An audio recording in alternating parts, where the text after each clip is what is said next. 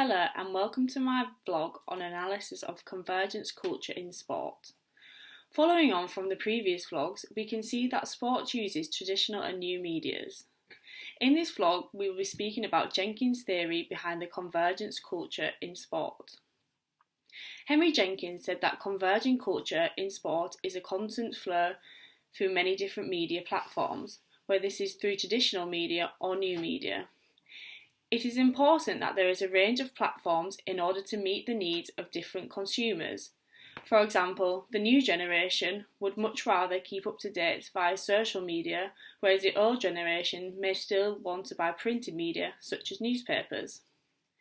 There are three processes when dealing with convergence culture, which are media convergence, participatory culture, and collective intelligence. Media convergence is a flow of content across every platform. This is also known as a spreadability. Jenkins, 2006. The participatory culture is how consumers no longer are passive. Jenkins, 2006. And the collective intelligence is the coming together of all forms of media and how they are consumed. Jenkins, 2006. Through the digital revolution paradigm, it is thought that traditional media would have been forgotten about through the new uses and new digital media up until the 1990s. However, from the convergence paradigm, it is said that old and new media should complement each other. There are 5 different types of convergence, and these are technological convergence, social convergence, economic convergence, cultural convergence, and global convergence. Jenkins, 2001. The first is technological convergence, which is the digitalisation of all media content, where all the words, images and sounds are transformed, which will allow them to have flow throughout all different media platforms.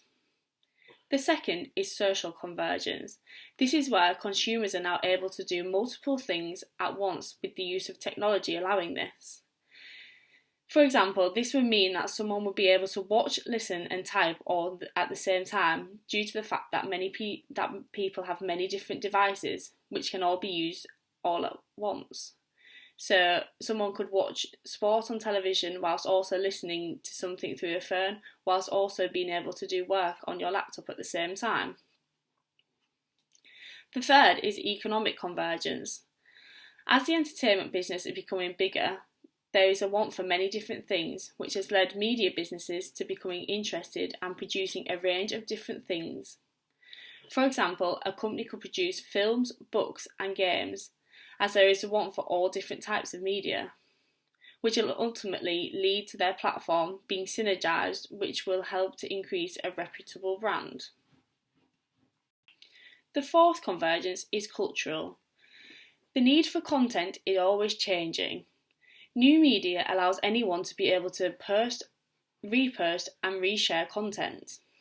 Businesses need to ensure that the use of transmedia storytelling is used so that posts are able to be shared across many different channels.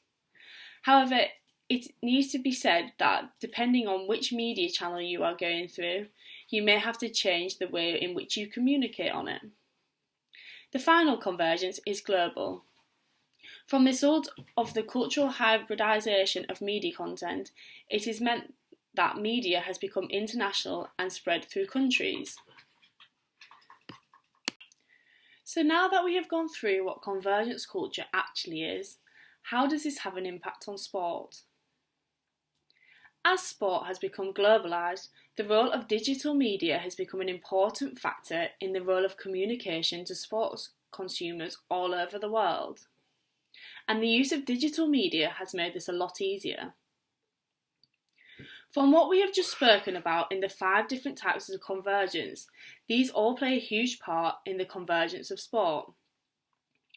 Through the use of digital media, a sports organisation needs to make sure that all their content is shown and consistent throughout all platforms, as well as the content needing to flow well. Depending on what technology is being used and the culture of the media that is being used, this may affect how content is produced. This in turn will make consumers want to engage in them and the help of social media allows content and information to be shared more broadly, which helps the circulation of content, which will allow greater impact on the audience that it is reaching. Jenkins et al. 2013. When analysing the content which is spread, sport organisations should not focus on the number of followers which they have. Jenkins et al. 2013. They should shift their focus to how many interactions a post has, the frequency of interactions, and the audience culture which they have on the post. This will allow them to tailor posts in the future to allow them to create more attraction to future posts. The use of things like hashtags are good for sport organisations to use, as they will then create a train of posts about the same thing, which will allow like-minded individuals to post and interact about the same topics. As well as this, many people do not only like one sport and are fans of many. Digital media has allowed a fan to keep up to date with all sports at once. Someone could be watching the football on the telly, listening to the cricket through the radio, and getting updates on their phone from all other sports that is going on. All of this helps with the spreadable media, which allows large audiences to become attracted to posts and organisations, which will lead to engagement. Jenkins et al. 2013. It can also be known as stickiness, as content needs to stick in order for future engagement. Jenkins et al. 2013. Overall, the use of digital media has played a huge role in convergence culture in sport, as it has led to a more globalised way of transferring content, and it would help to create a brand. The use of media needs to be used correctly in order for sport organisations to get more attractions and interactions to post. So what do you think? Do you think all traditional and new media should be kept? What are your own opinions on the convergence culture in sport? Comment below with your opinions, and don't forget to like and follow to keep updated with future vlogs in this series. Thank you for listening.